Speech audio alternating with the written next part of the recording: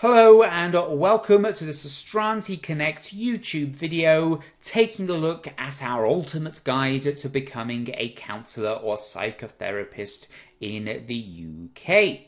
In this video we're going to take a look at what a counsellor is and the various different terms that are used to describe counsellors and the differences in the roles within the profession, as this is something that is very confusing. There are lots of different terms and it can be very difficult to know where to begin. And this is the first part in a series of videos. The second part will take a look at what you actually need to become a counsellor, how you become a counsellor. And the third part will take a look at what you can do once you are qualified. What kinds of roles can you undertake? What kinds of fields can you work in? And if you do like this video, then please like and subscribe at the bottom of the screen. We're going to be posting many different videos over the coming months, taking a look at the counselling industry, taking a look at various different parts of the counselling syllabus, particularly the CPCAB syllabus, and generally just posting lots of different hints and tips to help people on their journey to become counsellors. So without further ado, I'll begin. And first of all, to let you know that there has never been a better time to become a counsellor.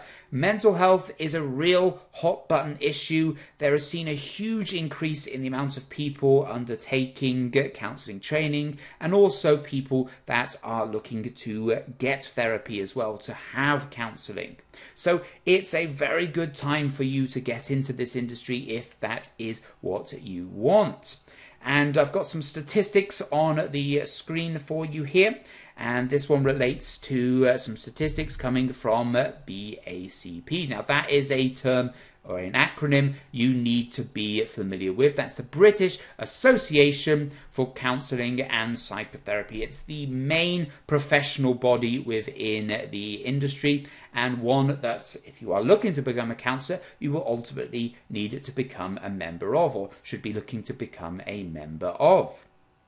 And they found that 80% of therapists reported that demand for their services was full or at over capacity. And 72% believing that people in the UK are far more open to receiving therapy than they were before the COVID-19 pandemic. There's a huge increase in mental health issues over that time. People who perhaps usually were meeting friends and that was serving a need, they couldn't do that. They were trapped inside. They were fearing what was going to happen in the future. Anxiety increased, etc. So there is a huge demand for therapists at the moment and trained counsellors. And so if you are looking to get into the industry, now is a great time. But, of course, getting into counselling is not something that you do just because, oh, it's a great career opportunity and there's a chance to make lots of money, etc. It's not a career for people with that mindset. It's a career for people that want to make a difference, a career for people that want to help others. And so that is also a reason to get into this industry at this time. Never has there been more need for people to help others. So, why should you become a counsellor? Well, that's what we're going to look at in the first section of this video. And you can see we've got many different things in this guide as well. And if you would like to read this guide in full, there is a link to it at the bottom of the video. Now, the chances are that you have an inkling that you want to pursue a career in counselling. That's the reason why you are here watching this video. You weren't just searching randomly for videos and stumbling across it. You must have a reason why you want to become a counsellor. But what I would say is that there is a lot of work involved in becoming a counsellor. Now, it's a very rewarding career, it's a very challenging career, and one where you get to help people. And these are all very good reasons to become a counsellor, but you have to make sure that it is for you before you undertake it. You don't want to be dropping out of your studies halfway through after putting in all that effort. So before you launch into becoming a counsellor, before you put in the work, it's important that you understand the reasons why you should become a counsellor and whether those reasons are for you. And so what we've done is we've got a list of reasons here that we believe are the main benefits, the main reasons to become a counsellor. So if you're reading through these and thinking, well, that sounds like something I would like, that's something I aspire to be, aspire to do, then perhaps counselling is for you.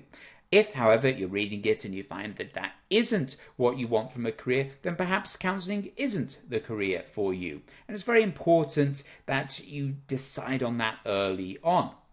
So, what are the main reasons, the main benefits for becoming a counsellor? Well, we believe that one of the most important things about being a counsellor, and the things that drives many counselling students, is to make a difference.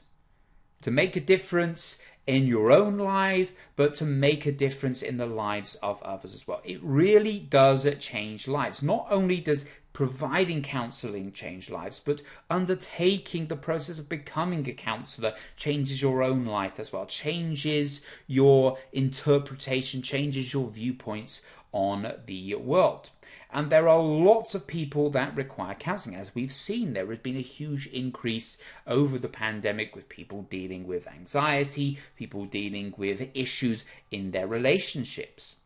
And when you become a counsellor, you're going to deal with a lot of issues. People will have marriage problems. They perhaps have trauma, post-traumatic stress disorder, addictions to alcohol, to cigarettes, to narcotics. It could be anything. It could be things like anxiety. It could be things like stress. All these things that impact people's lives in a negative way, and helping to turn those people around, to turn those issues into positives, or to at least reduce the negative impact of them, is part of your role as a counsellor.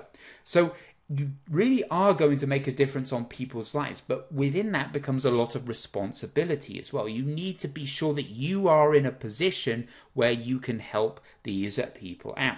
So if that appeals to you, then that is a real benefit for you with regards to making the decision to become a counsellor.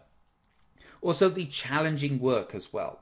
If you like a workload that is not predictable, if you like to deal with something new, with something different every day, then counselling is a great career for you.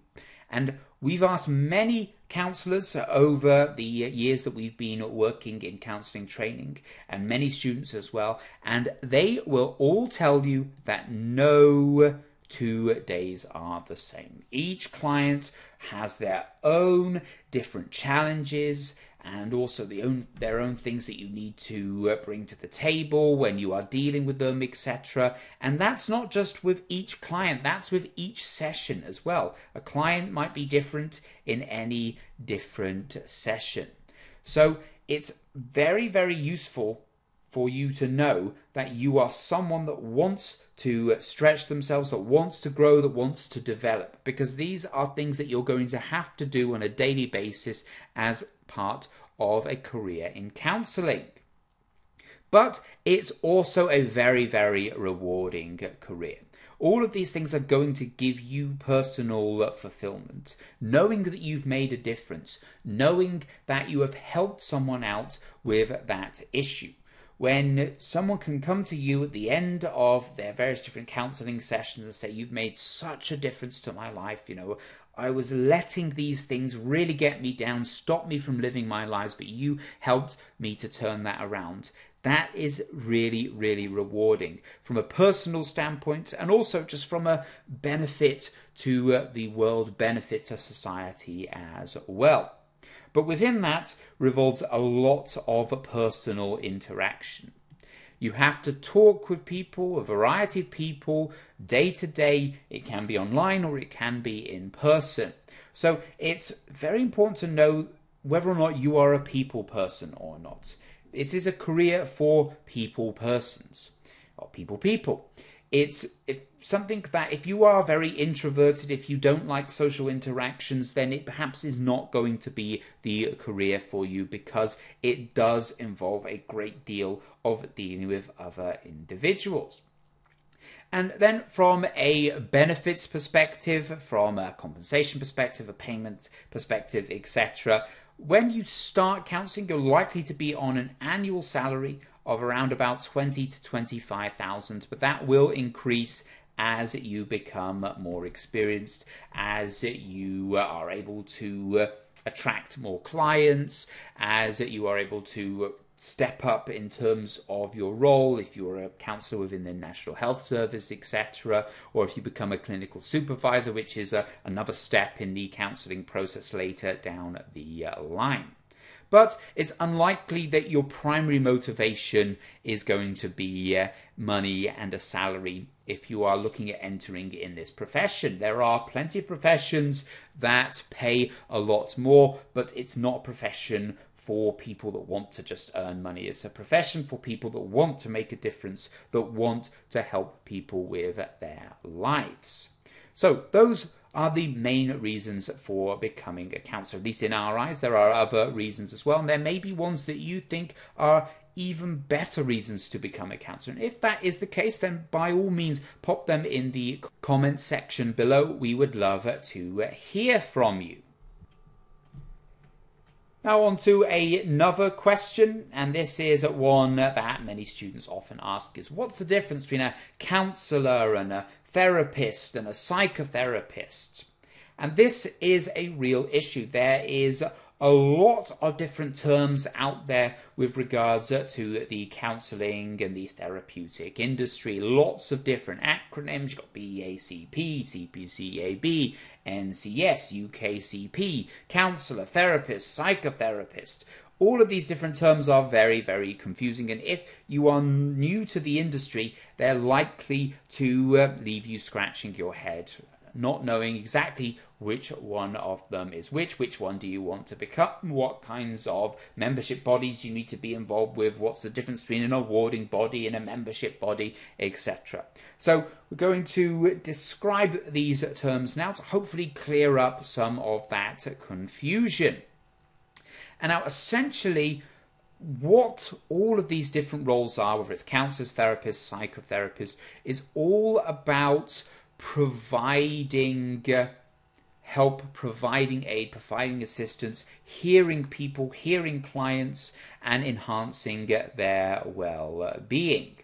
And that's something that is on the ScopeEd framework, which is a big framework which is being created at the moment with all the different membership bodies to try and bring some order to the industry. And we are actually going to be producing a video on that. So generally, what are the differences between these terms? Counsellor, psychotherapist, and therapist. Well, generally what we mean when we say therapist is a collective term. It's anyone working in some form of therapy, a marriage therapist, a trauma therapist, a trauma counsellor, trauma psychotherapist, etc. And often therapist is an umbrella term that could include counsellors and psychotherapists.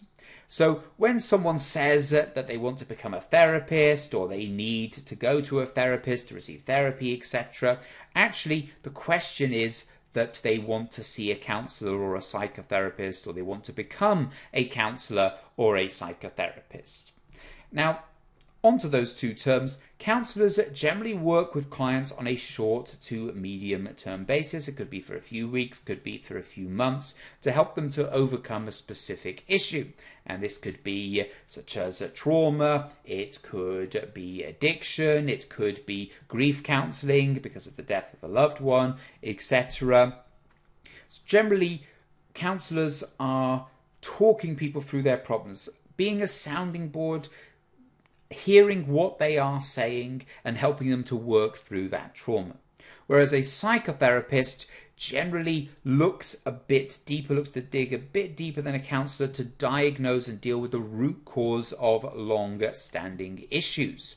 So rather than it being talking them through a specific thing, such as through grief or through marriage, etc., is to find the root psychological cause for what is causing the problems. What in their past happened to this individual, happened to this client, that now means they have these impacts on them in their daily life.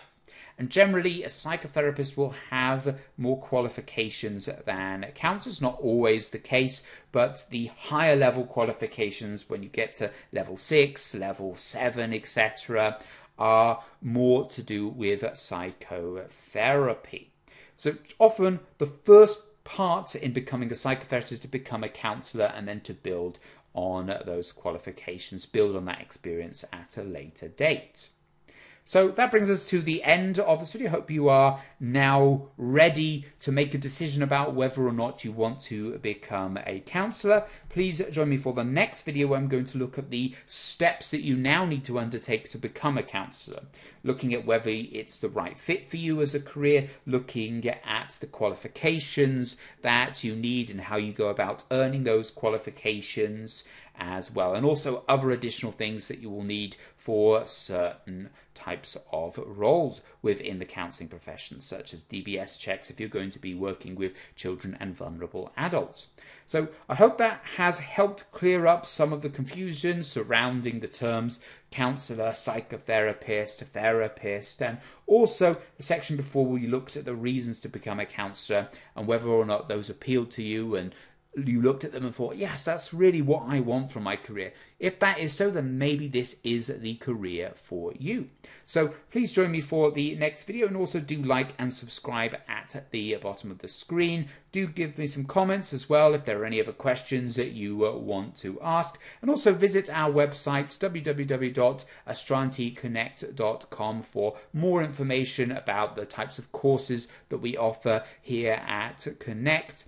And also there's a link to the full document here, this full ultimate guide to becoming a counsellor or psychotherapist in the UK, in the description. So thank you very much for watching. I hope to see you again for the next video.